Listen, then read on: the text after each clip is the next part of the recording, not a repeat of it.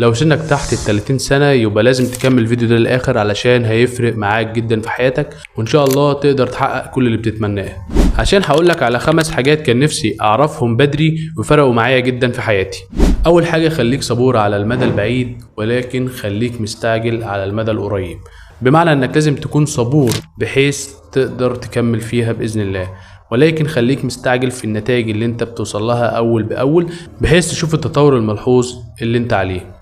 تاني حاجة معانا، مفيش حاجة اسمها انك تكون غني في عمر صغير، ده مش هيحصل.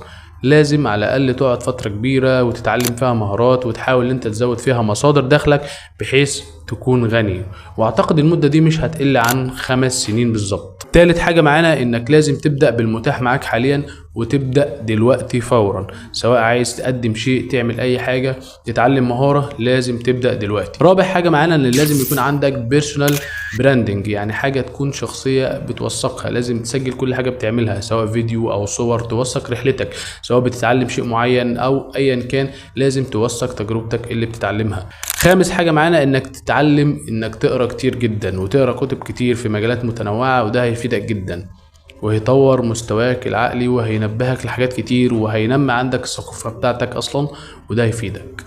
وفي النهاية كنت حابب اقولك ابدأ دلوقتي وخليك كريتور.